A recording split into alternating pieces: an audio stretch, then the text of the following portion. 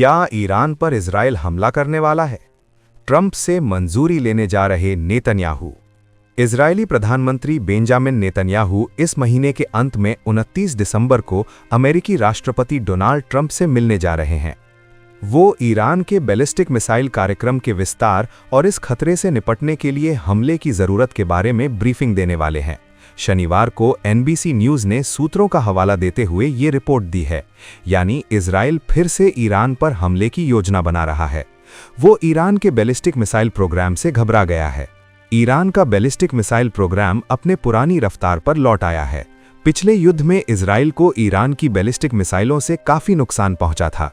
Iran की ballistic मिसाइलों ने ईरान के आयरन डोम की सारी कहानियों को ध्वस्त कर दिया था। एनबीसी की रिपोर्ट के मुताबिक इजरायली अधिकारियों में बढ़ती चिंता है कि ईरान अपने बैलिस्टिक मिसाइल कार्यक्रम के प्रोडक्शन को तेजी से बढ़ा रहा है। नेतन्याहू इस मुद्दे को ट्रंप के ध्यान में लाना चाह रहे हैं ताकि ईरान पर फिर से हमला किया जा सके। रिपोर्ट में योजनाओं की सीधी जानकारी रखने वाले एक व्यक्ति और योजनाओं के बारे में ब्रीफिंग प्राप्त 4 पूर्व अमेरिकी अधिकारियों का हवाला दिया गया है। NBC, national broadcasting corporation, America का प्रतिष्ठित न्यूज चैनल है। ये घटनाक्रम इस साल की शुरुआत में ईरान और इजराइल के बीच लगभग 2 सप्ताह तक चले युद्ध के कुछ महीनों बाद सामने आया है। उस युद्ध के दौरान इजराइल ने कथित तौर पर ईरान के बैलिस्टिक मिसाइल कार्यक्रम को नुकसान पहुंचाया था। हालांकि ईरान की बैलिस्टिक मिसाइलें इजराइल की एडवांस एयर डिफेंस सिस्टम जैसे आयरन डोम, डेविड स्लिंग और एरो के खिलाफ काफी प्रभावी साबित हुईं। कई ईरानी बैलिस्टिक मिसाइलें इजरायली सुरक्षा को भेद कर इजरायली शहरों, सैन्य ठिकानों और बुनियादी ढांचे पर गिरीं, जिससे नागरिक क्षेत्रों में नुकसान हुआ और लोग हताहत हुए। ईरान ने सैकड़ों मिसाइलें दागीं, जिनमें से कुछ प्रतिशत ही लक्ष्य पर पहुंचीं, लेकिन उन्होंने इजराइल की रक्षा की सीमाओं को उजागर कर दिया और महत्वपूर्ण क्षति पहुंचाई। एनबीसी रिपोर्ट में सूत्रों को कोट करते हुए ये भी कहा गया कि इजरायली अधिकारी चिंतित हैं कि ईरान अपनी उन परमाणु साइटों का पुनर्निर्माण कर रहा है जिन्हें जून में इजराइल-ईरान युद्ध के दौरान अमेरिका ने बमबारी करके नष्ट कर दिया था। हालांकि सूत्रों के अनुसार इजरायली अधिकारियों के लिए अधिक तात्कालिक चिंता ईरान के कथित प्रयास हैं कि वो अपनी क्षतिग्रस्त बैलिस्टिक मिसाइल उत्पादन सुविधाओं का पुनर्निर्माण कर रहा है और अपनी क्षतिग्रस्त वायु रक्षा प्रणालियों की मरम्मत कर रहा है। वर्तमान में ईरान अपने मिसाइल कार्यक्रम को तेजी से बहाल करने में लगा हुआ है और रिपोर्ट्स के अनुसार उसने अपने मिसाइल भंडार को युद्ध पूर्व स्तर पर पहुंचा दिया है। यानी ईरान इजराइल युद्ध से पहले ईरान में बैलिस्टिक मिसाइलों का जो प्रोडक्शन जारी था, अब वो फिर से हो रहा है। ईरान का बैलिस्टिक मिसाइल कार्यक्रम क्या है? ईरान के पास मध्य पूर्व में सबसे बड़ा और सबसे विविध बैलिस्टिक मिसाइल भंडार है, जिसमें 2025 तक अनुमानित 3000 से अधिक मिसाइलें शामिल हैं।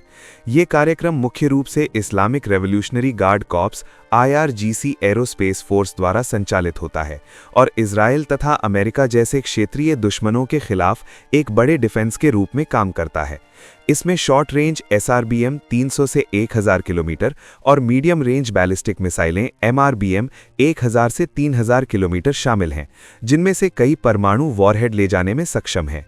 ईरान ने सटीकता, गतिशीलता, रोट मोबाइल लॉन्चर और भूमिगत सुविधाओं में सुधार किया है। कई मिसाइलें सॉलिड फ्यूल वाली हैं जो तेज लॉन्च हो सकती हैं। ईरान ने 2000 किलोमीटर की रेंज तक सीमित रखने वाली मिसाइलें बनाने का दावा किया है, लेकिन कुछ वेरिएंट हल्के पेलोड के साथ आगे तक पहुंच सकते हैं। फतह 2 हाइपरसोनिक मिसाइल। ईरान के पास प्रमुख मिसाइलों में शामिल हैं फतह 110 फैमिली, SRBM लगभग 300 किलोमीटर रेंज, उच्च सटीकता, शहाब 3 गद्र या एमाद, MRBM 1300 से 2000 किलोमीटर, सेज्जिल 2 स्टेज सॉलिड फ्यूल लगभग 2000 से 2500 किलोमीटर और खैबर शेकन या हज कासिम सॉलिड फ्यूल लगभग 1400 किलोमीटर, प्रिसीजन गाइडेड। विशेष रूप से फतह 2 हाइपरसोनिक मिसाइल ईरान की एडवांस तकनीक का प्रतीक है। ये फतह 1 का अपग्रेडेड संस्करण है, जिसमें हाइपरसोनिक ग्लाइड व्हीकल वॉरहेड है जो मिड कोर्स मैन्यूवरिंग की क्षमता रखता है। इसकी रेंज लगभग 1400 किलोमीटर है, लंबाई 12 मीटर, वजन 3500 से 4100 किलोग्राम और यह मैक 13-15 तक की गति प्राप्त कर सकती है। फतह 2 वायुमंडल के अंदर और बाहर मैन्यूवर कर सकती है, जिससे ये मिसाइल रक्षा प्रणालियों को चकमा देने में सक्षम होती है। ईरान का दावा है कि यह आधुनिक एयर डिफेंस सिस्टम्स को भेद सकती है। जून के ईरान इजराइल युद्ध में क्या हुआ था? जून 2025 के 12 दिवसीय युद्ध में ईरान ने 530 बैलिस्टिक मिसाइलें और 1000 से अधिक ड्रोन इजराइल पर दागे। इजराइल की मल्टीलेयर्ड डिफेंस, आयरन डोम, डेविड्स स्लिंग, एरो और अमेरिकी सहायता के बावजूद कुछ मिसाइलें भेदने में सफल रहीं। रिपोर्ट्स के अनुसार 500 मिसाइलों में से 6% रिहायशी इलाकों में गिरीं, जिससे हताहत आईडीएफ आंकड़ों के अनुसार 28 मारे गए, हजारों घायल और नुकसान हुआ। ईरानी मिसाइलों ने छोटे बैराज में इजरायली इंटरसेप्शन की कमजोरियों को उजागर किया। फतह 2 जैसी एडवांस मिसाइलों ने विशेष रूप से इजरायली एरो सिस्टम को चुनौती दी, कुछ मामलों में उन्हें सफलतापूर्वक भेदा। अमेरिका के दखल के बाद युद्ध रुक गया। इसके बाद ईरान ने तेजी से पुनर्निर्माण को प्राथमिकता दी। चीन से पूर्ववर्ती सामग्री आयात करते हुए प्रतिबंधों के बावजूद वो तैयारी में जुट गया। दिसंबर 2025 तक ईरान ने अपने medium range heavy missile stock को 2000 तक बहाल कर लिया है। फैक्ट्रियां 24 घंटे चल रही हैं। लक्ष्य है 2000 मिसाइलों की एक साथ सैल्वो क्षमता विकसित करना, ताकि डिफेंस को सैचुरेट किया जा सके। फतह 2 का इस्तेमाल और विकास ईरान की रणनीति का केंद्र है।